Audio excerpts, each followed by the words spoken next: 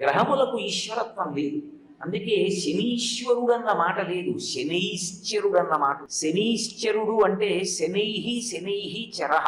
మిగిలిన గ్రహాలుగా ఆయన వేగంగా కదలడం, ఆయన చాలా మెల్లగా నడుస్తాడు. మెల్లగా నడుస్తాడు కాబట్టి మందుడు అని పేరు. మందగతి అంటే మెల్లగా నడవడం. మెల్లగా నడిచేటటువంటి లక్షణం ఉన్నవాడు కాబట్టి శనైశ్చర గ్రహం జాతకంలోకి ప్రవేశిస్తే చాలా మెల్లగా వెడతాడు. శనీశ్చర గ్రహానికి కారకత్వం ఉంది, ఆయన కొన్నిటి మీద అధికారి అయి ఉంటాడు. శనీశ్చర గ్రహం బాధ పెడుతుంది మనిషిని.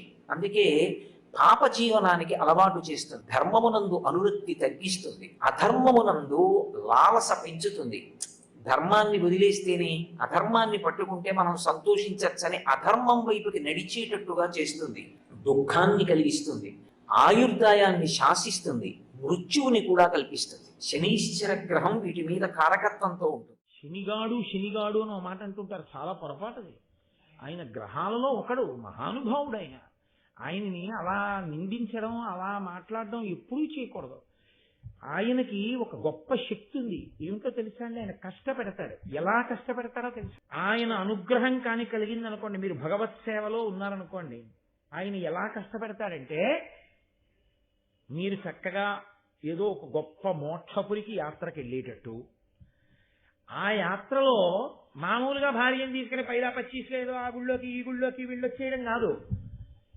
యాత్రకి వెళ్ళినప్పుడే భార్యకి జ్వరం వచ్చి పడుకుంటే భగవంతుణ్ణి, మామూలుగా అయితే ఆవిడ ఎక్కడో ఉంటుంది, ఈయన ఎక్కడో ఉంటాడు, ఈయనకు పొడుగు కాళ్ళు 4 అంగలు వేసుకుని వెళ్ళిపోతుంటాడు, ఆవిడ వెనకాల ఎవరో తీసుకొస్తుంటారు, ఆవిడ వస్తుంటుంది. పాపం ఎప్పుడు ఏ పూజో గోత్ర సంకల్పాల దగ్గర ఆవిడ ఇంతమందిని దాటుకుని ఆయన పక్కకు వస్తుండాలి. ఇప్పుడు ఏమవుతుందంటే, ఆవిడ జ్వరం వచ్చి గదిలో పడుకుంది, ఈయన కామాక్షి దగ్గరికి వెళ్ళి, అమ్మ మా ఆవిడ్ని జాగ్రత్తగా చూడమ్మా, అది లేకపోతే నా బతుకు ఎక్కడుందమ్మా అని ఇప్పుడు పక్కన లేకపోయినా ఆవిడ గురించి ప్రార్థన చేస్తారు. మనసులో కించిత్ బాధ ఉంది, బెంగుంది, బరువుంది, అది భగవంతుడి దగ్గర చెప్పుకునే అవకాశం ఇస్తాడు. కానీ యాత్ర ఏం పాడవదు. ఏం చూద్దాం అనుకున్నావో అంతకన్నా బాగా జరుగుతుంది. ఒక మాట చేద్దాం అనుకున్న మోక్షపురి ప్రవేశం 2 మాటలు, 2 మాటలు కంచెళ్ళు వస్తాయి. కించిత్ కష్టపెడతాడు, కానీ బాగా నీ లోపల ఉన్న ప్రేమ ఉద్భుతమవుతుంది. ఇది చూసి అప్పమ్మ ఆయనకి నా మీద ఎంత ప్రేమో అని ఆవిడ మరింతగా నిన్ను అనువర్తిస్తుంది, మరింత అన్యోన్యత పెరుగుతుంది. కాబట్టి శనీశ్వరుని వలన వచ్చే ఇబ్బంది ఏమి ఉండదు. కాబట్టి బెంగ పెట్టేసుకుని ఇంక వచ్చినవన్నీ ఆయన అదే పనిగా శాడిస్ట్లా కూర్చుని ఇంకా భగ్నం చేసేస్తుంటాడు. దీపం పెడితే కాలుతో తన్నేస్తాడు, అన్నం పెట్టుకుంటే చేతితో తోసేస్తాడు అనుకోకూడదు. ఆయన గొప్ప అనుభవాన్ని ఇస్తాడు అని మనం భావన చేస్తే చక్కగా ఆయన కూడా అలాగే చేస్తాడు, కష్టపెడతాడు. ఏ రూపంలో కష్టపెడతాడు? ఇవాళ బలదిగ్గా ఉందని చెప్పేసి నిన్న రాత్రంతా జాగరణ చేశాం కదా అని చెప్పేసి ఉత్తి రోజుల్లో అయితే ఏదో స్నానం చేసి సంధ్యావందనం ఒకటి చేసి కాళ్ళు దాకుని సోఫాలో కూర్చుని ఏ క్యాసెట్టో వింటూ కూర్చుంటాం. మహాభారతం చెప్తుంటే మళ్ళీ ఓసారి గబగబా అమృతాపహరణ ఘట్టాన్ని ఒకసారి చూసుకుని ఒళ్ళు దగ్గర పెట్టుకోకపోతే బాగుంటుందా 10 మందికి చెప్పేటప్పుడు? అది నీకు ఓపిక ఉన్నా లేకపోయినా, పడుకుందామనున్నా కూర్చుందామనున్నా, సాయంకాలం అయ్యేటప్పుడు ఈ సంధ్యావందనం చేసుకుని పంచ కట్టుకుని భారతం పట్టుకుని వచ్చి కూర్చుని భారతం చెప్పుకుంటున్నాం. ఏవి ఇప్పుడు నీకు వచ్చిన నష్టం ఏంటి? కాళ్ళు దాపు కూర్చునే బదులు భారతం చెప్పిస్తాడు.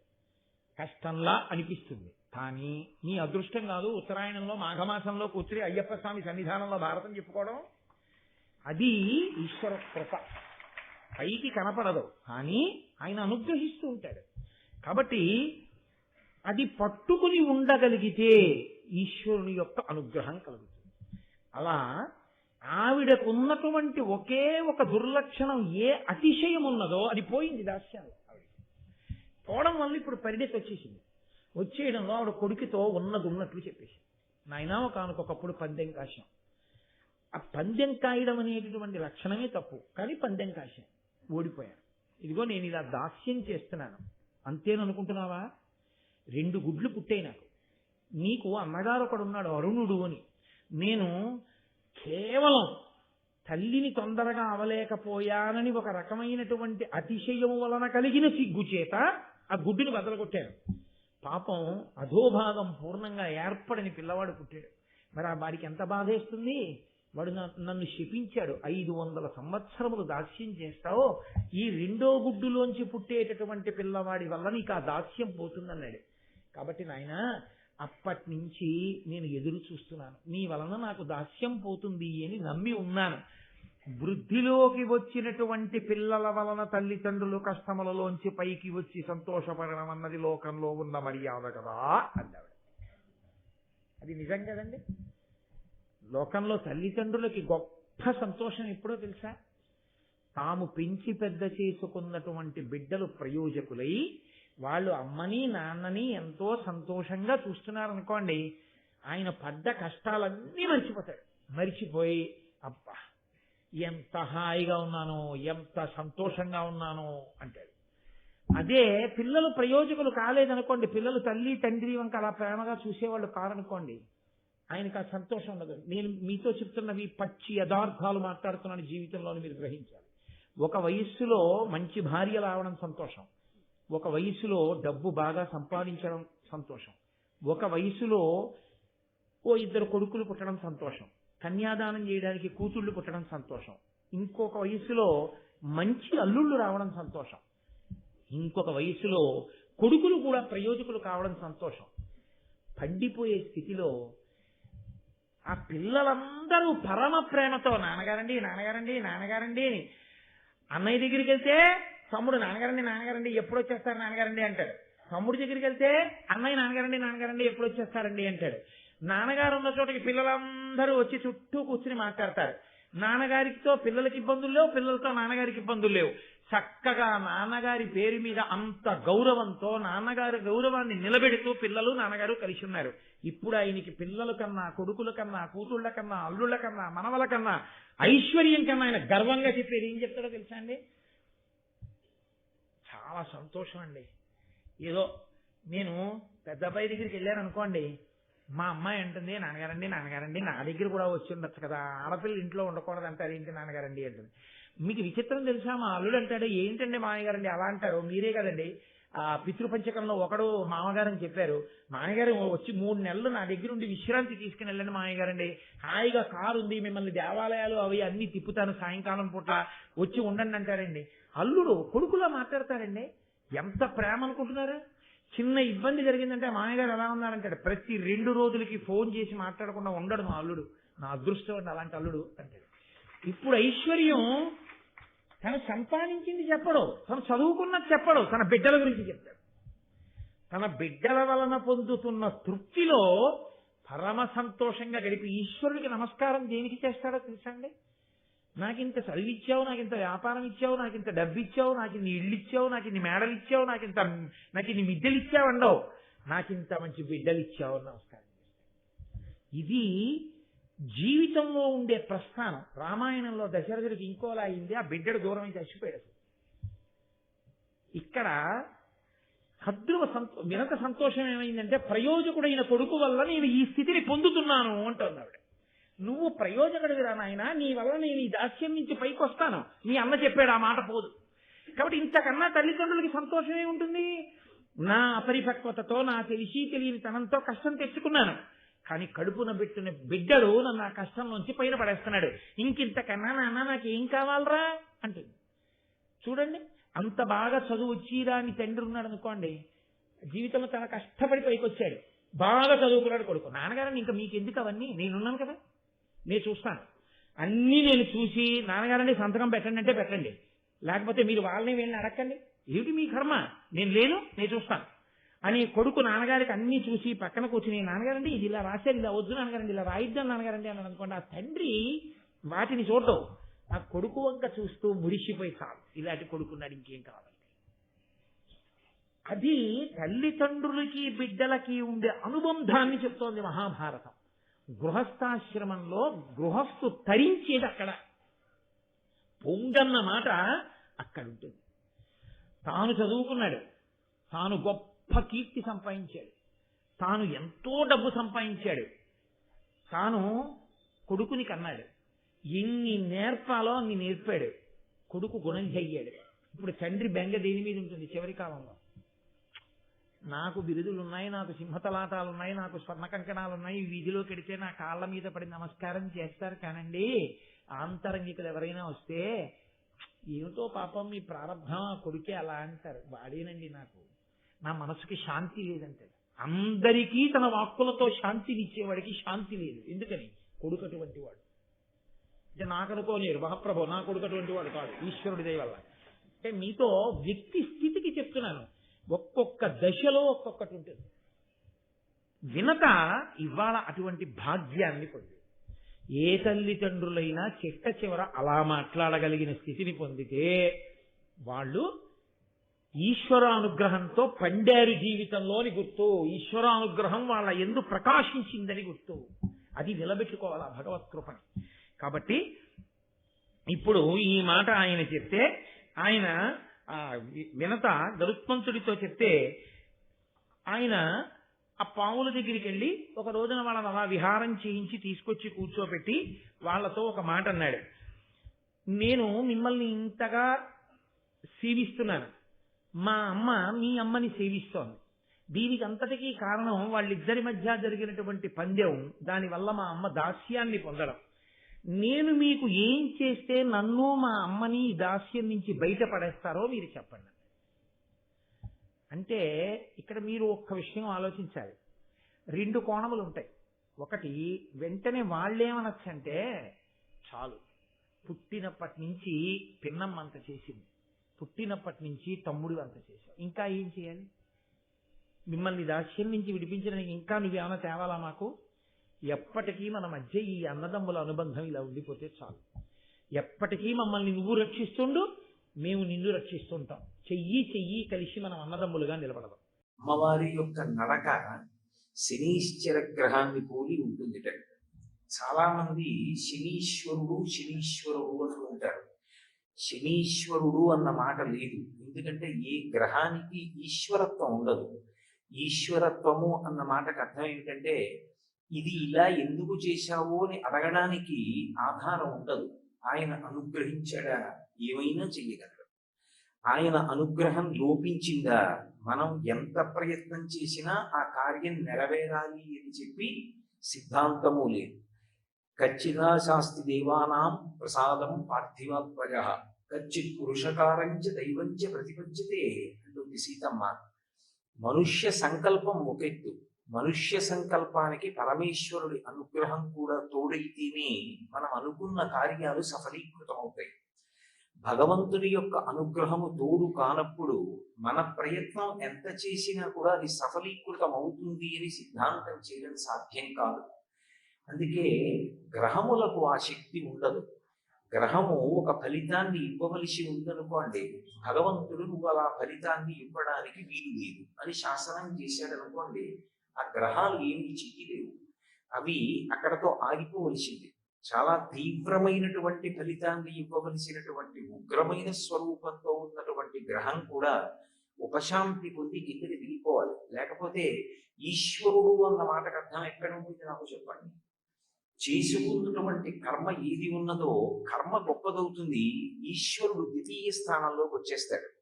గత జన్మలలో నువ్వు ఏ పాప పుణ్యాలు చేశావో ఆ పాప పుణ్యాల యొక్క ఫలితాన్ని నువ్వు అనుభవించి తీరాలి తప్ప, ఈ జన్మలో నువ్వు ఎంత భక్తిగా ఉన్నా గత జన్మలో చేసుకున్నటువంటి కర్మ నిన్ను విడిచిపెట్టదు అని నేను చెప్పాను అనుకోండి. అప్పుడు భక్తిగా ఉండడం వల్ల ఈశ్వరుడు మీకు ఇచ్చేటటువంటి ఫలితం ఏంటి? ఇప్పుడు కర్మ గొప్పదవుతుంది. కర్మ ఎప్పుడూ గొప్పది కాదు. అందుకే రమణ మహర్షి ఉపదేశసారం చేస్తూ కర్మ తజ్జడం అంటారు. కర్మ కర్మగా ఫలితాన్ని ఏమీ ఇవ్వదు. ఎందుచేత అంటే, నేను సత్యనారాయణ వ్రతం చేశాను అనుకోండి, సత్యనారాయణ వ్రతం చేసి పూర్తయిపోగానే నా కొడుకు ఉద్యోగం వచ్చేయాలని సంకల్పం చేస్తే ఉద్యోగం వచ్చేసింది అనుకోండి, అప్పుడు కర్మ గొప్పది. కర్మ చేత కాదు జరిగేది, నేను చేసిన కర్మయందు నేను చూపించినటువంటి భక్తికి ప్రీతి పొందినటువంటి పరమేశ్వరుడి యొక్క అనుగ్రహము నా కోరిక తీరడానికి కారణమవుతుంది. అందువలన ఆయన ఈశ్వరుడు. నేను గతంలో కొన్ని పాపములు చేసి ఉండవచ్చు, కానీ ఈ జన్మలో నేను పరమభక్తితో జీవనం చేస్తున్నాను అనుకోండి, పరమేశ్వరుడు ఆ పాపము యొక్క ఫలితాన్ని ఇవ్వవలసినటువంటి సమయం ఆసన్నమైనప్పుడు, ఇంత భక్తిగా ఉన్నటువంటి వాడికి కూడా నేను అంత దుష్ఫలితాన్ని ఇస్తే రేపొద్దున్న లోకానికి ఈశ్వరుడు ఉన్నాడన్న నమ్మకం ఎలా కలుగుతుంది? అందుకే భాగవతంలో ఒక మాట అంటాడు, ఒక భక్తుణ్ణి ఈశ్వరుడు ఎందుకు రక్షించాలి అంటే, వాడు నా కొరకు రక్షింపవలయువాడు అంటాడు. ఒక పరమ భక్తుడైనటువంటి వాడు దురన్యాయానికి గురైపోయాడు అనుకోండి, ఆయనే బాధపడవలసి వచ్చింది అనుకోండి, ఇంకా భగవంతుడు ఉన్నాడని లోకం ఎందుకు నమ్ముతుంది? అంత ఈశ్వరుణ్ణి నమ్ముకున్నవాడే అన్ని కష్టాలు పడితే ఇక లోకంలో నమ్మకం అన్న మాట ఎలా కుదురుతుంది? అందుకే పరమ భాగవతోత్తముడైనటువంటి వాడిని రక్షించడం వాడి కొరకు కాదు, నేనున్నానని లోకం నమ్ముతుంది, నా అస్తిత్వం దాని మీద ఆధారపడింది, అందుకని నేను రక్షిస్తానంటాడు. ఈశ్వరుడు రక్షించాలి అని సంకల్పం చేశాడనుకోండి, గ్రహములు ఫలితాన్ని ఇవ్వలేవు, ఆగుతాయి. పెద్ద ఫలితాన్ని ఇవ్వవలసినవి చాలా తక్కువ ఫలితాన్ని ఇచ్చి వెళ్ళిపోతాయి. అదే భగవత్ కారుణ్యంగా అర్థం చేసుకోవడంలో ఉంటుంది. అందుకే ఒకనాడు అప్పటికి ఏదో కొద్దిగా కష్టం వచ్చినట్టు కనపడుతుంది, అంత మాత్రం చేత విచలితులం అయిపోకూడదు. ఈశ్వరానుగ్రహం అలా ఎందుకు వచ్చిందో కూడా పరిశీలించుకోవాలి. నేను మీతో ఒక ఉదాహరణ చెప్పాలి అంటే, ఒక వర్తకుడు ఉప్పు పట్టుకుని బయలుదేరాడు, పక్కన ఉన్నటువంటి నగరానికి వెళ్ళి ఆ ఉప్పు అమ్మి లాభం సంపాదించాలని. తీరా ఆయన అడవి మార్గంలో వెళుతున్నప్పుడు రుండపోతగా వర్షం పడింది. వర్షం పడిన కారణం చేత ఆయన పక్క ఊరు చేరుకునేటప్పటికి తీసుకువెడుతున్నటువంటి ఉప్పు బస్తాలలోని ఉప్పంతా కరిగి నీరై కారిపోయింది, అమ్మడానికి ఏం లేదు. కాబట్టి అతను చాలా దిగాలు మొహం వేసుకుని, నేను భగవంతుణ్ణి ఇంత నమ్మాను, ఏం కలిసి వచ్చింది? వ్యాపారం చేసి ఉప్పు అమ్ముదామని బయలుదేరినటువంటి నాకు ఉప్పు కణిక మిగలకుండా చేశాడు, ఏమి ఈశ్వరుడు అని ఈశ్వరుడి మీద అపనమ్మకంతో తిరిగి వస్తున్నాడు. ఆ అరణ్యంలోనే ఉన్నటువంటి దారి దొంగలు, అప్పట్లో ఈ తుపాకీలో వాడేటటువంటి గుళ్ళు లేవు, మందుగుండు సామాగ్రి వాడేవారు. ఇప్పటికీ తిరుపతియాలని ఒక క్షేత్రం ఉంది, అక్కడ తుపాకీలో మందుగుండు కూరి ఒకసారి కాలుస్తారు. అది రామచంద్ర ప్రభువు యొక్క దేవాలయం, అక్కడికి వెళితే ఇది దేవాలయ కైంకర్యం, ఒకసారి తుపాకీ కాల్చాలి. కానీ గుళ్ళు అందులో దట్టించారు, మందుగుండు సామాను దట్టిస్తారు. అలా అడవిలో ఉండేటటువంటి దారి దొంగలు తుపాకీలోకి మందుగుండు సామాగ్రిని దట్టించి పేల్చారు. వర్షం పడితే ఉప్పు కరిగిపోయింది, వర్షం పడితే మందుగుండు సామాగ్రి మాత్రం చెమ్మగిల్లిపోదు, అందుకని అది పేలలేదు. పేలకపోయేటప్పటికీ దొంగలకు భయం వేసింది. ఇప్పుడు మన తుపాకులు పేలట్లేదు కాబట్టి వర్తకులందరూ వచ్చి మన మీద పడి చంపేస్తారేమోనని దొంగలు తుపాకులు విడిచిపెట్టి పారిపోయారు. అప్పుడు ఆ వర్తకుడు అనుకున్నాడు, నేను గత జన్మలలో ఏదో పెద్ద పాపం చేశాను, ఈ ఒక్కసారికి పట్టుకెళ్ళిన ఉప్పు బస్తాలలో ఉప్పు కరిగిపోయింది, కానీ ప్రాణాలు నిలబడ్డాయి, ఈ భూమి మీద నీకు ఇంకా ఉప్పు ఉందిరా అంటారు. నాకు అమ్మవారు ఉప్పు మిగల్చింది, తినడానికి అన్నం మిగల్చింది, ఉప్పు అమ్మకానికి పట్టుకెళ్ళింది పోయింది, రావలసిన లాభం కొంత పోయింది, ధనరూపంగా పోయింది, కానీ ప్రాణములు దక్కే. ఇది కదా భగవతి కృప అంటే అనుకున్నాడు. అందుకే నమశివాభ్యాం అశుభాపహాభ్యాం, రావలసినటువంటి పెను ప్రమాదాన్ని తీసేసి దాని స్థానంలో చేసినటువంటి కర్మకి ఏదో ఒక ఫలితాన్ని ఇస్తే తప్ప కర్మ పోదు. అందుకని పాము కరవలసినటువంటి వాడిని చీమతో కరిపించి విడిచిపెడతాడు. ఒక్కొక్కసారి మనం చేసినటువంటి మహాపాపానికి ఇంత పాపం ఇంత ఫలితాన్ని అనుభవించవలసిన వాళ్ళం, ఇంత తక్కువ ఫలితంతో మనం తప్పించుకున్నామన్న విషయం కూడా మనకి తెలియదు. భగవద్భక్తి మనుష్యుణ్ణి అలా కాపాడేస్తుంది. అందుకే ఈశ్వరత్వం ఎవరిది అంటే భగవంతుడి. పరబ్రహ్మమునకు ఈశ్వరత్వం ఉంటుంది, ఆయన గ్రహములను శాసించగలడు, గ్రహములకు ఈశ్వరత్వం లేదు. అందుకే శనీశ్వరుడు అన్న మాట లేదు, శనైశ్చరుడు అన్న మాట ఉంది. శనీశ్చరుడు అంటే శనైహి శనైహి చరహ, మిగిలిన గ్రహాలులా ఆయన వేగంగా కదలడం, ఆయన చాలా మెల్లగా నడుస్తాడు. మెల్లగా నడుస్తాడు కాబట్టి మందుడు అని పేరు. మందగతి అంటే మెల్లగా నడవడం, మెల్లగా నడిచేటటువంటి లక్షణం ఉన్నవాడు కాబట్టి శనైశ్చర గ్రహం జాతకంలోకి ప్రవేశిస్తే చాలా మెల్లగా వెడతాడు. శనైశ్చర గ్రహానికి కారకత్వం ఉంది, ఆయన కొన్నిటి మీద అధికారి అయి ఉంటాడు. శనైశ్చర గ్రహం బాధ పెడుతుంది మనిషిని, అందుకే పాప జీవనానికి అలవాటు చేస్తుంది, ధర్మమునందు అనురక్తి తగ్గిస్తుంది, అధర్మమునందు లాలస పెంచుతుంది. ధర్మాన్ని వదిలేస్తేనే అధర్మాన్ని పట్టుకుంటే మనం సంతోషించచ్చని అధర్మం వైపుకి నడిచేటట్టుగా చేస్తుంది, దుఃఖాన్ని కలిగిస్తుంది, ఆయుర్దాయాన్ని శాసిస్తుంది, మృత్యువుని కూడా కల్పిస్తుంది. శనైశ్చర గ్రహం వీటి మీద కారకత్వంతో ఉంటుంది. కానీ శనీశ్వరుడు మహానుభావుడు. ఆయన గొప్ప అనుభవాల్ని కూడా ఇస్తాడు. జీవితంలో శనీశ్వర గ్రహం ప్రవేశిస్తే జాతకంలోకి గొప్ప అనుభవం వస్తుంది. ఆ అనుభవం వచ్చిన కారణం చేత ఆ పైన ఇక తప్పు చెయ్యకుండా జాగ్రత్త పడతాడు. అటువంటి శనీశ్వర గ్రహం మెల్లమెల్లగా నడుస్తుంది కాబట్టి మందుడు అంటారు. శనీశ్వర గ్రహం ఏలినాటి శని జాతకంలోకి వచ్చింది అనుకోండి, బాబోయ్ ఎన్ని బాధలు పడిపోతున్నానోనండి, ఏలినాటి శని ఇంకా అంతా ఇంకా బాధ కాదండి, తప్తమైపోతున్నానంటూ ఉంటారు కొంతమంది. అది ఆ గ్రహం యొక్క కారకత్వం, అది ఆయన దోషం కాదు. మనం గత జన్మలో చేసుకున్నటువంటి పాపములను శనీశ్వర గ్రహం ఆ విధమైనటువంటి దుఃఖ రూపంలో పోగొట్టేస్తూ ఉంటాడు. శనీశ్వర గ్రహం ఎలా మెల్లమెల్లగా నడుస్తుందో అమ్మవారి యొక్క నడక, నడక అంటే పాదములను ఆశ్రయించి కదు ఉంటుంది, పాదములు కదిలితే నడక. అమ్మవారి నడక శనీశ్వర గ్రహంలా ఉంటుంది. అంటే మందగమన, లలితా సహస్రనామ స్తోత్రంలో వ్యాస భగవానుడు అమ్మవారి నడకని మరాళి మందగమన అంటాడు. ఆవిడ అంత అందంగా నడుస్తుంది. అమ్మవారు నడిస్తే హంస నడిచినట్టు ఉంటుందంటారు, ఏనుగు నడిచినట్టు ఉంటుందంటారు. గజగమనము అని ఏనుగు యొక్క నడక అంత అందంగా ఉంటుంది అని పద్మినీ జాతి స్త్రీల యొక్క నడకని ఏనుగు యొక్క నడకతో పోలుస్తారు.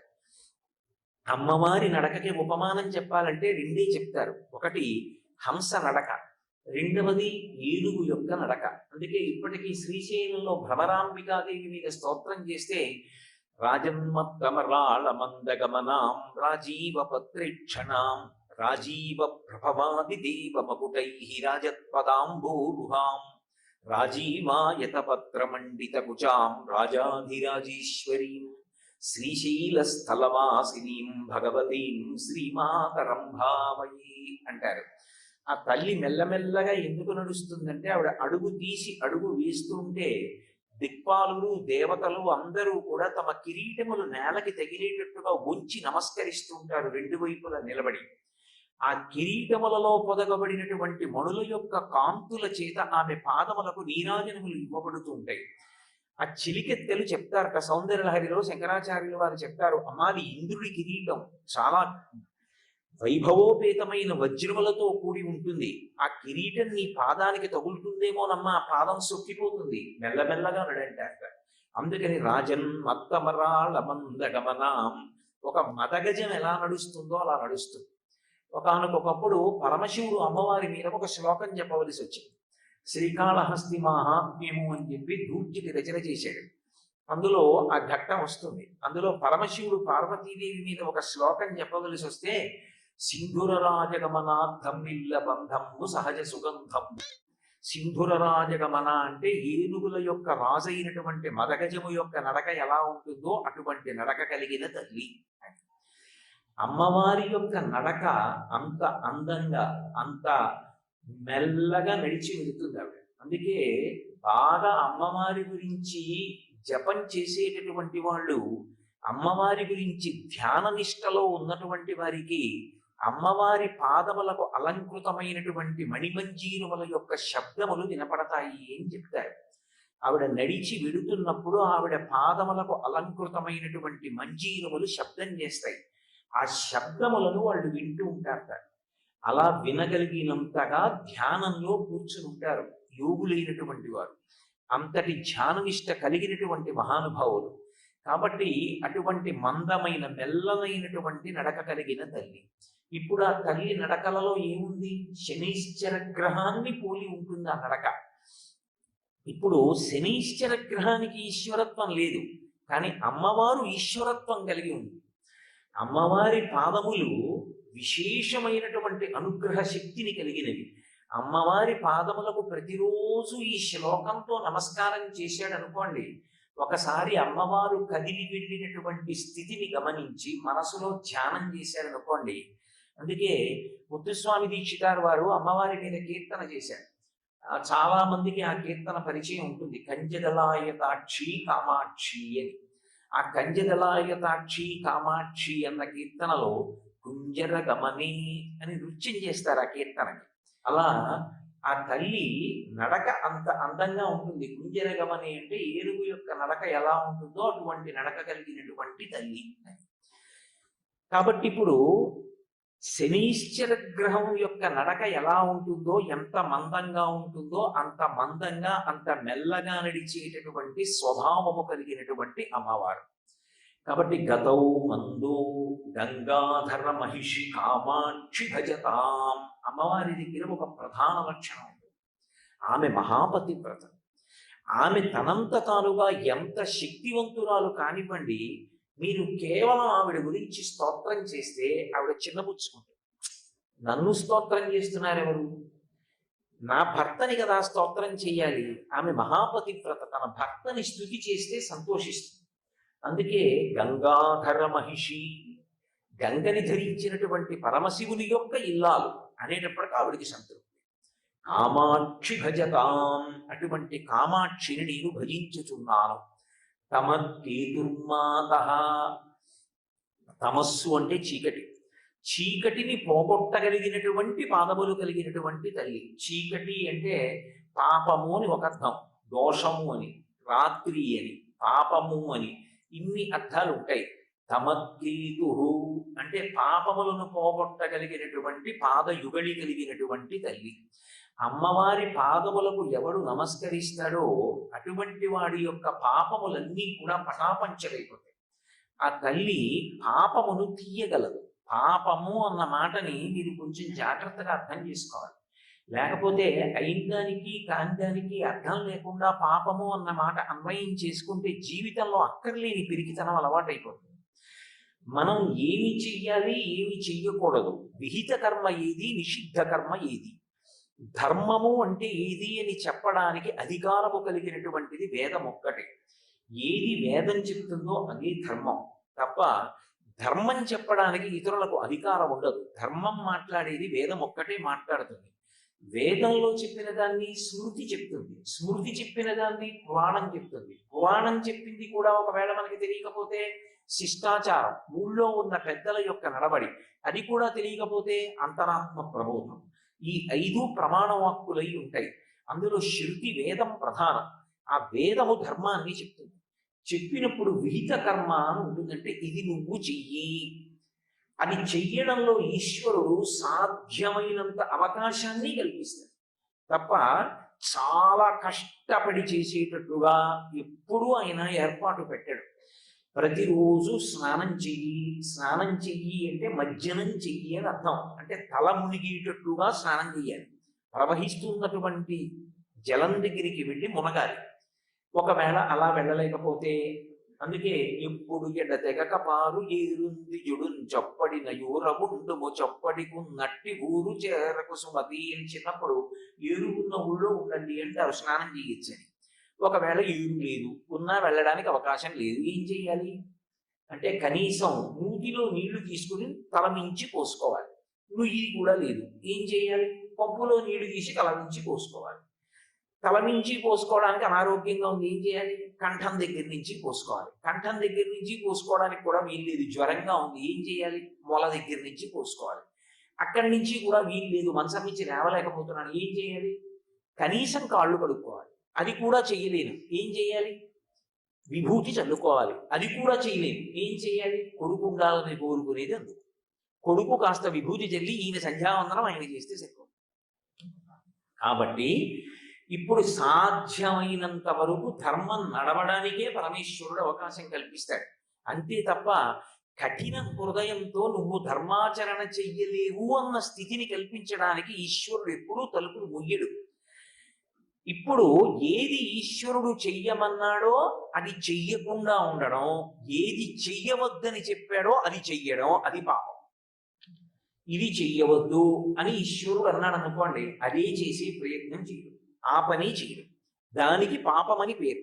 ఇప్పుడు పాపము పోవడము అంటే ఏదో కొన్ని చెయ్యకూడని పనులు చేయడం, గంగ దగ్గరికి వెళ్ళడం, స్నానం చేయడం, పాపాలు పోయి మళ్ళీ వచ్చి మొదలు పెట్టడం అని అర్థం చేసుకుంటే పొరపాటు. పాపము పోవుట అన్న మాటకు అర్థం ఏమిటంటే ధర్మమునందు అనురక్తి కలుగుట అని చెప్పాలి. మనసు మారి దీనివల్ల నాకు వచ్చే ప్రయోజనం ఏమిట్రా? నేను భగవంతుడు ఎలా చెప్పాడో అలాగే బ్రతుకుతాను, ఆయన వద్దన్న దాని జోలికి నేను వెళ్ళను అన్న పూనిక కలిగితే పాపమునందు అనురక్తి పోయింది అంటారు. కాబట్టి ఇప్పుడు పాపములను పోగొట్టగలిగినటువంటి శక్తి కలిగినటువంటి తల్లి ఆవిడ పాదములకు నమస్కరించినంత మాత్రం చేత అంత గొప్ప అనుగ్రహాన్ని వర్షిస్తుంది ఆవిడ. అటువంటి శక్తి కలిగినటువంటి తల్లి కనుక చీకటిని పోగొట్టగలిగిన పాదములు వాక్యంలో. ఆంతరమనందు తమహ అంటే రాహువు. రాహుగ్రహము అమ్మవారి పాదములను ఆశ్రయించి ఉన్నట్లే. ఎందుచేత అంటే రాహుగ్రహానికి కొంత కారకత్వం ఉంటుంది. రాహువు పాపమునందు అనురక్తి పెంచుతాడు. పాప జీవనం మీద విశేషమైనటువంటి అనురక్తి దేని వలన కలుగుతుంది అంటే రాహుగ్రహ సంచారం చేత. రాహుగ్రహం బాగా బలంగా ఉంటే పాపమునందు అనురక్తి కలుగుతుంది. పాపమునందు అనురక్తి కలిగి పాప జీవనానికి అలవాటు పడ్డాడు అనుకోండి, ఈశ్వరుడు వద్దన్న పని చేస్తున్నట్లేనా? మీరు ఒకటి బాగా జ్ఞాపకం పెట్టుకోండి. నేను ఇప్పుడు చెప్తున్న విషయాన్ని మీ మనసులో సువ్యవస్థితం చేసుకోండి. భగవంతుడికి మనం ఇచ్చిన పదార్థము చేత తృప్తి కలగదు. ఎందుచేత అంటారేమో, అసలు ఆ పదార్థం తేవడానికి మనం కాదు సృష్టికర్త. ఒక మారేడు దళాన్ని నేను సృష్టించలేను. అందుకే శంకరాచార్యులు వారు శివానంద లహరిలో అంటారు, గభీరే కాసారే విశతి విజనే ఘోర విపినే విశాలే శైలీ చ భ్రమతి కుసుమర్ధంజనమపి సమర్పే చేతస్సరసిజముమానాథ భవతే సుఖేనా వస్తాదుం జనయిహ నజానాతికి మహో అంటారు. ఎవడు తెమ్మన్నాడు నిన్ను అక్కర్లేనివన్నీ? అంటే భక్తితో 2 పువ్వులు వెయ్యొద్దని నేను అంటలేదు. మార్నింగ్ వాక్ అని పేరు పెట్టుకుని బయలుదేరి జేబులో ప్లాస్టిక్ కవర్ పెట్టుకుని అవతలవాడు కష్టపడి వేసుకున్నటువంటి పూల మొక్క వాడి గోడ నుంచి మొగ్గ వేసి పువ్వు పూస్తే నువ్వు కోసుకొచ్చి ఎత్తుకొచ్చిన దొంగ పూలతో పూజ చేయమని ఈశ్వరుడు చెప్పాడు నిన్ను. అందుకే ఉదయం నువ్వు నడక్కి బయలుదేరేది. వాడు కష్టపడి వేసుకున్న మొక్క వాడి పువ్వు వాడు అనుభవించకూడదు, నువ్వు ఎత్తుకొస్తావనే. అదే భక్తి అంటే. నువ్వు ఏం తెచ్చావు కాదు, ఎలా తెచ్చావు ఈశ్వరుడికి కావాలి. నువ్వు ఎలా తెచ్చావు చెప్పు. అందుకే శంకరుడు అంటారు, మా పురుధ ఎప్పుడూ కూడా మూఢజహీహితనాగమ తృష్ణ కురు సద్బుద్ధిం మనసి వితృష్ణ ఎల్లభసే నిజ కర్మోపాత్తం వితంతేన వినోదయ చిత్తం. నీకు ధార్మికంగా ఏమొచ్చిందో దానితో సంతోషంగా ఉండడం నేర్చుకో. సంతోషము డబ్బుతో లేదు, డబ్బు జీవితంలో ఒక భాగం అంతే. డబ్బే జీవితం మాత్రం కాదు. కానీ సంతోషంగా ఉండడానికి ఇంకా ఎన్నో కారణాలు ఉంటాయి జీవితంలో. సంతోషంగా ఉండడం అన్నది నీ ఎంత నువ్వుగా నేర్చుకో. ఈశ్వరుడు ఇచ్చిన దానితో తృప్తిగా ఉండడం అలవాటు చేసుకో. అలవాటు లేకుండా ఈశ్వరుడు వద్దన్న మార్గంలో బయలుదేరి ఆయన చెయ్యవద్దన్న పనులు చేసి ఆయన చెప్పని పనులన్నీ చేసి తీసుకొచ్చినటువంటి ద్రవ్యము చేత చేసినటువంటి పూజ ఈశ్వరుడికి సుకారము అంగీకారయోగ్యము కాదు. నువ్వు భక్తితో ఆయన చెప్పినట్టు బ్రతకడమే ధార్మికమైన జీవనము అని పేరు. ఆయన ఎలా చెప్పాడో అలా బ్రతుకుతున్నాడు. ఆయనే ధర్మాత్ముడు. ఈశ్వరుడు ఉన్నాడు, అందుకుని నమ్మి ఆయన చెప్పినట్టు బ్రతుకుతాడు. వాడే ఈశ్వరుడికి ప్రీతిపాత్రుడు. నా పెద్ద కొడుకు నాకు ప్రీతిపాత్రుడు అయినట్టు లౌకికమైన ఉపమానంలో. కాబట్టి ఇప్పుడు పాప జీవనమునకు రాహువు అలవాటు చేస్తాడు. పాప జీవనానికి అలవాటు పడితే రెండో కొడుకు మీద నాకు ఎట్లా వైముఖ్యం కలిగిందో భగవంతుడికి వైముఖ్యం కలుగుతుంది. వీడు నేను వద్దన్న పనులు చేస్తున్నాడు, ఇప్పుడు దాని చేత దూరం అయిపోయాడు అనుకోండి భగవంతుడికి. అసలు ఏ రక్షణ కావాలో ఆ రక్షణకి దూరం అయిపోతాడు. ఆ రక్షణ ఏదో అవసరం. ఈశ్వరుడు రక్షించినదేదో అది రక్షణ. ఏంటంటే అంటే మరి పాపం ఆ పాటి దానికి ఏదో బుద్ధి చెప్పాలి, కానీ అలా బొత్తిగా శాపం ఇచ్చేది ఏంటంటే. అంటే మీరు జ్ఞాపకం పెట్టుకోండి, శాపం ఎప్పుడూ కూడా అనుగ్రహము. శాపవాక్కు అందరూ శాపానుగ్రహము అంటారు. దాని చేత మార్పు తీసుకొస్తారు తప్ప అలాగే పడి ఉండు అని అందరూ. ఆ బాధ తెలిస్తే ఆ తరువాతి కాలంలో ఏమవుతాడంటే ఇంకెప్పుడు ఇటువంటి తప్పు పని చేయకుండా లోకానికి ఉపకారం చేస్తాడు. ఇక లోకోపకారం మొదలు పెడతాడు. అవతల వాడి బాధ తన బాధగా స్వీకరించి అవతల వాడికి మాట సాయమో చేతి సాయమో ఏదో ఒక సాయం మొదలు పెడతాడు. ఈ ప్రవృత్తి ఎక్కడ రావాలంటే లోపల దిద్దుబాటు జరగాలి. లోపల దిద్దుబాటు జరగాలి అంటే కొంతకాలం కష్టపడాలి, తప్పదు. ఏళ్ళనాటి శని జాతకంలోకి వచ్చిందనుకోండి, ఎందుకు భయపడతారు? ఆయన కష్టపెడతాడు. శనైహి శనైహి చరహ, మెల్లమెల్లగా వెడుతూ కష్టపెడతాడు. కానీ ఆ కష్టపెట్టడం వల్ల ఏమవుతుందో తెలుసా అండి, గొప్ప పరిణితి వస్తుంది, గొప్ప అనుభవం వస్తుంది. తరువాతి కాలంలో ఆయన కీర్తికి కారణం అవుతుంది. అందుకే ఏలినాటి శనిని ఎప్పుడూ దూషించకూడదు. మీరు ఆయన్ని నమస్కారం చేసి ప్రార్థన చేస్తే ఆయన దాన్ని ఇంకొకలా మారుస్తాడు. ప్రతిరోజు తిరగవలసిన దాన్ని గుడి చుట్టూ తిరగడంగా మారుస్తాడు భక్తి ఇచ్చి. కాబట్టి ఇప్పుడు శాపానుగ్రహం ఎందుకు ఇస్తారు? మార్పు తీసుకురావడం కోసం ఇస్తారు. వెంటనే తనకు అర్థమైంది, అయ్య బాబోయ్ ఇలా ఉండడమా. పడ్డాడు మహర్షి కాళ్ళ మీద. పడి అన్నాడు, ఎప్పుడు నాకు ఈ శాప విమోచనం అని అడిగాడు. అయితే మారావు కదా, ఇప్పుడే అన్నారు అనుకోండి, ఆ బుద్ధి మళ్ళీ మారిపోతుంది. అందులో ఆ బాధ ఏమిటో తెలియాలి. ఆయన అన్నాడు, యదాచిత్వా భుజౌ రామ త్వాం దహే ద్విజనే వనే తదాత్వం ప్రాప్స్యసే రూపం స్వమేవ విపులం శుభం. నీవు అరణ్యంలో పడి ఉండి ప్రాణుల్ని తింటుంటే ఒకానొకప్పుడు రామచంద్రమూర్తి అరణ్యంలోకి వచ్చి నీ భుజములను తెగనరుకుతారు. ఆ తెగనరికి అరణ్యంలో నిన్ను కాల్చేస్తారు. ఎందుకంటే ఆ ప్రాణి అలా ఉండిపోవడానికి వీల్లేదుగా, కాల్చబడాలి. సంస్కారం రాముడి దగ్గర ఉన్న గొప్పతనం అదే. మీతో నేను మనవి చేశా. అంత్యేష్టి సంస్కారం చేస్తాడే, ప్రాణిని కాల్చేస్తాడు. అంటే చనిపోయినటువంటి ప్రాణిని అలా వదిలిపెట్టి వెళ్ళిపోడు, దానికి అంత్యేష్టి చేస్తాడు. పొద్దున్నే భోజనం చేస్తూ గోపాలకృష్ణ గారు నేను దాని గురించి కాసేపు ముచ్చటించాం. అలా ఎందుకు చేస్తాడండి రాముడు అని ఆయన ఏదో ప్రశ్న వేస్తే చెప్తున్నాను. ప్రతి ప్రాణికి కూడా దేవతలు ఆవహించి ఉంటారు. పాణి చెయ్యి ఉందనుకోండి ఇంద్రుడు ఉంటాడు, వాక్కు అగ్నిహోత్రం ఉంటుంది, కన్ను సూర్యుడు ఉంటాడు. ఇప్పుడు మీరు విడిచిపెట్టి వెళ్ళిపోయారనుకోండి, విడగొట్టాలి మంత్రం చేత. విడగొట్టేసేసి, అంటే ప్రత్యేకించి మనుష్య శరీరానికి అయితే, మిగిలిన వాటికైతే ప్రాణ అపాన వ్యాన ఉదాన సమాన నాగ కూర్మ కృకర ధనంజయ దేవదత్తముల్లో ధనంజయ ఉన్న వాయువు చేసేస్తుంది. మనుష్య ప్రాణికి ఈ దేవతలందరినీ కూడా మంత్రభాగంతో విడతీసేస్తారు. విడతీసి మళ్ళీ ఈ శక్తుల్ని దేవతల్లో కలుపుతారు. కలిపి జడమైపోయి మిగిలిపోయినటువంటి దేహాన్ని అగ్ని యందు దహించేస్తారు. కాబట్టి అది సంస్కారం. అంత్యేష్టి సంస్కారం 16వ సంస్కారం. అన్ని 16 మీదే నడుస్తాయి సనాతన ధర్మంలో మనిషి జీవితం. అందుకని షోడశ కళా ప్రపూర్ణుడు చంద్రుడు, షోడశ సంస్కార ప్రపూర్ణుడు మనుష్యుడు.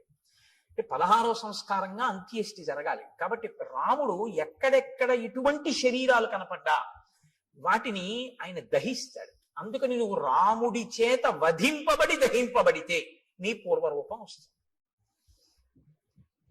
ఇక్కడ మీరు ఒక విషయాన్ని కనిపెట్టాలి. ఎవరికైనా తెలియదేమో కానీ మునులకు మాత్రం తెలిసి రామావతారం వస్తుంది. ఈ దేశంలో త్రికాల వేదులు వాళ్ళు. అందుకే ఈ దేశంలోనే ఒక గొప్ప శాస్త్రం ఉంది, జ్యోతిషము అని. వేద పురుషునికి జ్యోతిషము నేత్రస్థానంలో ఉంటుంది, వేదాంగము అని. అంటే ఇప్పుడు కళ్ళు లేనివాడు ఉన్నాడు అనుకోండి, మీరు గుళ్ళోకి తీసుకొచ్చి విగ్రహం దగ్గరికి తీసుకెళ్ళి ఇదిగో ముట్టుకో, ఇది గణపతి, ఇదిగో ఇలా ముట్టుకో తొండం అన్నారు అనుకోండి, ఆయన చూసి ఓహో అంటాడు. అదిగో అవే ధ్వజస్తంభకు చిరుగంటలు అన్నారు అనుకోండి, ఆయన చూడగలరా? అదే శిఖ గోపురం అన్నారు అనుకోండి, ఆయన చూడలేడు, మీరు గోపురం ఎక్కించలేరు. దూరంగా ఉన్నది చూడడానికి కన్ను పనికొస్తుంది, కాలంలో వచ్చేదాన్ని లెక్క కట్టడానికి జ్యోతిషం పనికొస్తుంది. అందుకని వేద పురుషుడికి నేత్రస్థానంలో ఉంటుంది జ్యోతిష శాస్త్రం వేదాంగంగా. కాబట్టి మహర్షులు త్రికాల వేదులు, వాళ్ళకి అన్నీ తెలుసు ఏం జరగబోతోందో. కాబట్టి వాళ్ళు రాబోయే రామావతారాన్ని లెక్కలోకి తీసుకున్నాడు ఆయన. తీసుకుని రామావతారం వచ్చి రాముడు అడవికి వచ్చాక రాముడి చేతిలో నీ చేతులు ఖండింపబడి నీ దేహము దహింపబడితే నీకు మళ్ళీ యథారూపం వస్తుంది. కాబట్టి రామ ఇందుకు నీ సంతోషించాను, నా చేతులు నరికేవాడు వచ్చాడని. ఎవడో నరికాడా? రాముడే నరికాడా? అందుకు అడిగాను. కాబట్టి రామ నేను ఎవరు పూర్వం అంటే శ్రియోమాం మధ్యమం పుత్రం ధనుం నామ్నాచ దానవం ఇంద్రకోపాదిదం రూపం ప్రాప్తమేవం రణాజిరే. నేను శ్రీ అనబడేటటువంటి వాని యొక్క మధ్యమ పుత్రుడైన ధనువు అనబడేటటువంటి పేరున్నవాడిని. నాకు స్థూల శిరస్కుడు అనబడేటటువంటి ఋషి శపిస్తే నేను అక్కడతో ఊరుకోలేదు. ఆ రూపం వచ్చే లోపల నేను బ్రహ్మగారి గురించి ఘోరమైన తపస్సు చేశాను. బ్రహ్మగారు ప్రత్యక్షమై అన్నాడు, దీర్ఘాయుష్మాన్ భవాన్ అని ఆయన వెళ్ళిపోయాడు. వెళ్ళిపోయిన తర్వాత నా అహంకారం ఏమైందో తెలుసా? నేను దీర్ఘాయుష్మంతుడిని, నన్ను ఇంద్రుడు ఏం చేస్తాడు? ఇంద్రుడి మీదకి యుద్ధానికి వెళ్ళాను. వెళ్తే ఇంద్రుడు ఏం చేశాడో తెలుసా? ఆయన ఒక చమత్కారమైనటువంటి మనిషి. ఆయన ఏం చేశాడంటే ఒక్కసారి నా తలకాయని తన వజ్రాయుధం పెట్టి ఓ దెబ్బ కొట్టి ఈ తలకాయని కడుపులోకి దింపేశాడు. నా 2 కాళ్ళని పొట్టలోకి తోసేశాడు. తోసేస్తే తలకాయ లేదు, కాళ్ళు లేవు, మనిషిని మాత్రం బతికున్నాను. పైగా అన్నాడు తోసేసి, పితామహవచ సత్యం తదస్థితి మమాబ్రవీత్. పితామహుడైన బ్రహ్మగారు నీకు దీర్ఘాయుష్ ఇచ్చాడు, చంపేను పడుండన్నాడు. అప్పుడు నేనన్నాను, అయ్య బాబోయ్, పితామహుడు ఇచ్చాడు వరం బానే ఉంది, అహంకారంతో నేనేదో సాధించాననుకున్నవి ఇలాగే వస్తాయి తిరిగి. కాబట్టి వినయంతో చేసినవి, భక్తితో చేసినవి ఉద్ధరిస్తాయి, కానీ అహంకృతితో చేసినవి పనికొచ్చేవి కావు. చిట్ట చివరికి వచ్చి ఇలాగే కట్టి కుడుపుతాయి. కాబట్టి నేనన్నాను, నాకు పితామహుడు దీర్ఘాయుష్మంతుడు అన్నాడు నిజమే. కడుపుకి ఆకలోటి ధర్మం కదా ప్రాణికి. ఇప్పుడు నాకు తలకాయ లేదుగా, కాబట్టి నోరు లేదుగా, కానీ కడుపు ఉందిగా, తినాలిగా. వెళదామంటే కాళ్ళు లేవుగా, ఏం తిని బతకను అని అడిగాను. అడిగితే ఆయన ఏం చేశాడో తెలుసా? ఏవముక్తస్తు మే శక్రో బాహు యోజనమాయతౌ ప్రాదాదాస్యంచమే కుక్షౌ తీక్షణ దంస్త్రం అకల్పయత్. నాకు పెద్ద పెద్ద కోరలు పెట్టి, నా గుండెల దగ్గర కన్ను పెట్టి, నాకు యోజనమంత పొడుగైన చేతులిచ్చి, నువ్వు బతకవలసింది దీర్ఘాయుష్మంతుడవై బతికుండడానికే తప్ప అంతకన్నా ఎందుకురా నువ్వు బతికుండి నువ్వేం చేయాలి లోకానికి? అని నీ చేతులతో తడువుకు తింటుంటూ పడుండాలి. అంటే దారుణమైన జన్మ ఏదో తెలుసా అండి? తినడానికి బతికే జన్మ కదండి. ఇప్పుడు అంతిమంగా తీర్పు ఎక్కడికి వచ్చింది? ఆయన దీర్ఘాయుష్మంతుడు దేనికి? తింటాడు, బతుకుతాడు. ఎందుకు బతుకుతాడు? తినడానికి బతుకుతాడు, అంతే. ఎక్కడికి వెళ్ళడం, ఏమీ చెయ్యడు. ఈశ్వరుడి గురించి ఏమీ తెలుసుకోక్కర్లేదు. ఓపిక ఉన్నా ఏమీ చేయక్కర్లేదు. ఓపిక ఉన్న రోజుల్లో భోగాలకి, పెద్దవాడైపోయిన తర్వాత ఉన్న ఓపిక ఎక్కడ పోతుందో అని ఈశ్వరుడి దగ్గరికి వెళ్ళడం. మీరు లోకం పోకడ ఎలా ఉంటుందో తెలుసా అండి? ఇప్పుడు ఎందుకండి అంటాడు. ఏమండి రామాయణానికి వెళ్ళొద్దాం ఏంటి అన్నాడు అనుకోండి ఎవడైనా. ఏంటండి ఇప్పటి నుంచి రామాయణం అవన్నీ? మరి ఎప్పుడండి అని మీరు అడిగారు అనుకోండి. రిటైర్ అయిపోయాక. రిటైర్ అయిపోయిన తర్వాత కూడా నువ్వు ఉంటావని ఎవరన్నా రాసిచ్చారా నీకు బాండ్ పేపరు? దంతంబుల్ పడనప్పుడే, తనువుయందు ఆరూఢియున్నప్పుడే, కాంతాసంఘము రోజనప్పుడే, జరాక్రాంతంబు కానప్పుడే, వింతల్మేన చరించునప్పుడే, కురుల్ వెల్వెల్ల కానప్పుడే, చింతింపందల మీ పదంబుజములం శ్రీకాళహస్తీశ్వర. ఇంకా నువ్వేం చేస్తావు? 60 ఏళ్ళు వచ్చేసి రిటైర్ అయిపోయిన తర్వాత అప్పుడు పూజపీఠ మీదకి వెళ్ళి కూర్చుని ఆ చెమ్యా అంటే నీకు తెలియదు. ఓ గుళ్ళోకి వెళ్ళి మంత్రపుష్పానికి ముందు నీళ్ళు వస్తే తీర్థం కింద గుచ్చేసుకుంటూ ఉంటాడు లోపలికి. ఎందుకంటే మంత్రపుష్పం ముందు చేయగడుక్కోమని వేశారు చేతిలో, ఆయనకి తెలియదు. అప్పుడు మళ్ళీ అర్చక స్వామి అయ్యో తాగేకండి అయ్యాలాగా ఇది తీర్థం గారు చేయగడుక్కోండి అంటే అప్పుడు ఆ చేతి నీళ్లు తీసుకెళ్లి ఆయన పళ్ళల్లోనే కడిగేస్తాడు. అంటే అదో వాష్ బేసిన్ అనుకుంటాడు. అమ్మ బాబు నా అదృష్టం రా, ఇలాంటి భక్తుడు ఇచ్చాడు ఇవ్వాలని ఆయన అనుకోవాలి. లేరని మీరు అనుకుంటున్నారా? ఎక్కడిది ఈ అజ్ఞానం? ఓపిక ఉండగా ఆర్జించడానికి, తినడానికి తప్ప ఈశ్వరుడు గురించి తెలుసుకోవడానికి పనికిరాలేదు. ఒక్కొక్కడి జీవితం అసలు అలాగే తెల్లాలి. అసలు ఎప్పుడు దేనికి అంటే తినడం. తింటుంటాడు, అది తింటుందో రోజు. చెప్పానుగా, అన్నం అంటే తినున్నది, మన చేత తినబడున్నది, మనని తినున్నది, 2 అర్థాలు. కాబట్టి అది తినేస్తుందో రోజు, అయిపోయింది. కాబట్టి నీకు దీర్ఘాయుష్యే కదరా కావాలి. దానికి ఓ నోరు చాలు, ఆహారాన్ని చూసుకోవడానికి ఓ కన్ను చాలు, వెతుక్కు లాక్కోవడానికి ఓ 2 చేతులు చాలు. నువ్వు ఎక్కడికి వెళ్ళాలి? ఓ గుడికి వెళ్ళాలా, గోపురానికి వెళ్ళాలా? ఉంటే భయపెడతావు ఎక్కడికన్నా వెడితే. ఎందుకు నాన్న అలా పడుండు, దీర్ఘాయుష్మంతుడు అయి ఉండు. ఇప్పుడు తెలిసింది బాధ ఏమిటో. ఎందుకు చేశానా తపస్సు, ఎందుకు వెళ్ళానా ఇంద్రుడి మీదకి, ఎందుకు కనపడ్డానా ఋషికలాగా అని ఏడుస్తూ ఇన్ని వేల సంవత్సరాల నుంచి ఇక్కడ పడున్నాడు. అలా వస్తే తడువుకోను, తిన్నాం. ఎప్పుడు నరికేస్తాడా ఈ చేతులను చూస్తూ కూర్చున్నాను రామా. ఇప్పుడు నువ్వు ఈ చేతులు నరికి ఒళ్ళు కాల్చేయి. ఎంత తొందరపడిపోయాడో తెలుసా అండి? సూర్యాస్తమయం అయిపోతోంది, అలిసిపోయిన రథాలతో వెళ్ళిపోతున్నాడు సూర్యుడు. సూర్యాస్తమయం అయితే కాల్చవు నువ్వు, ధర్మం. రామచంద్రమూర్తి చెయ్యడు అంచేసి సూర్యాస్తమయం అయితే.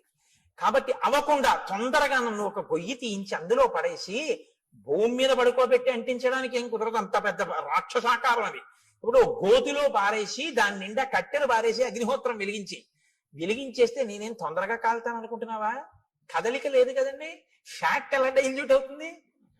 కాబట్టి ఒళ్ళంతా నీతి ముద్దలా కొవ్వు పట్టేసింది. ఇప్పుడు కొవ్వు పట్టాన కాలదు, అది అలా కాలుతూనే ఉంటుంది. అందుకే కొవ్వొత్తి తొందరగా కాలిపోతుందండి. దీపారాధనలో ఒత్తి కాలిపోయినట్టు కాదు, అలా కొవ్వు కరుగుతూ దీపం అలా కిందకు వస్తూ ఉంటుంది. ఆ కొవ్వు అంతా కాలాలి.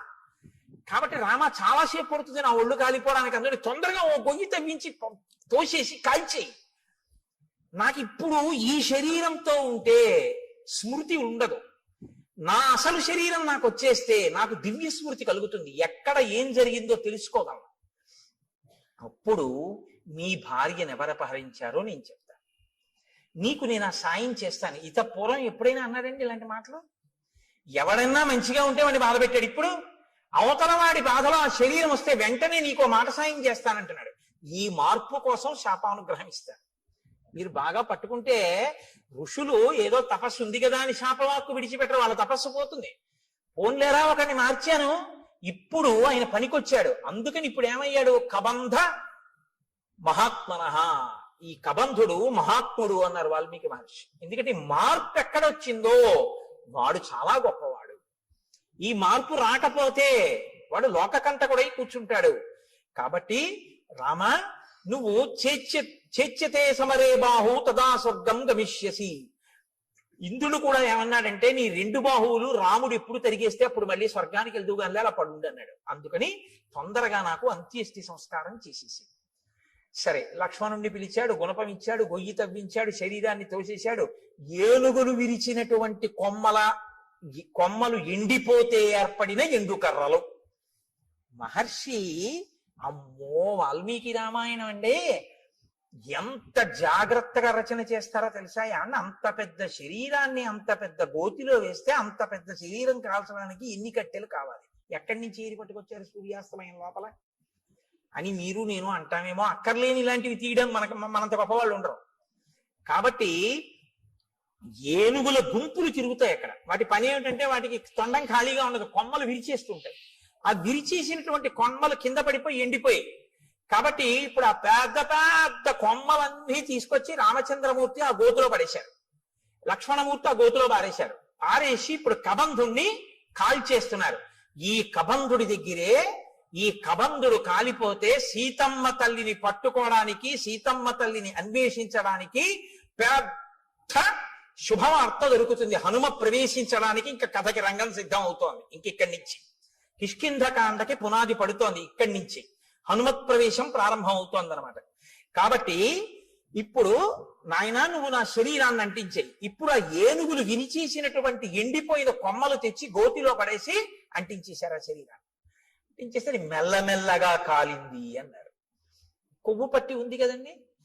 అప్పుడు కూడా హ్యూమన్ ఎనాటమీ బాగా తెలుసు అనమాట. అంటే కదలకుండా ఎక్కువ తినేస్తే కొవ్వు పట్టేస్తుంది.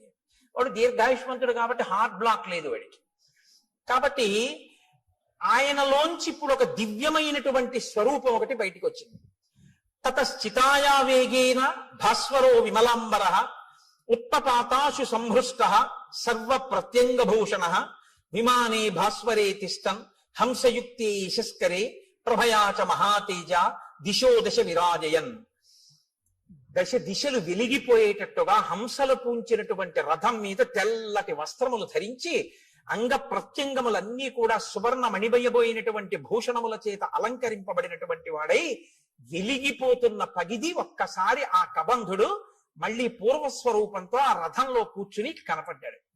కనపడి ఒక్క క్షణం ఇలా కళ్ళు మూసుకుని ఆలోచించాడు. ఆలోచించి అన్నాడు, రామ, నేను ఆలోచించగా మీకు కలిగినటువంటి కష్టానికి ఒక విషయం అర్థమవుతోంది. దశాభాగగతో హీనః తం హి రామః సలక్ష్మణః యత్కృతే వ్యసనం ప్రాప్తం త్వయా దార ప్రదర్శనం. మీరు దుర్దశ యొక్క ఫలితాన్ని అనుభవిస్తున్నారు. అందుకే భార్య దూరం అయిపోయింది. మీ ఇద్దరికి జాడ తెలియట్లేదు.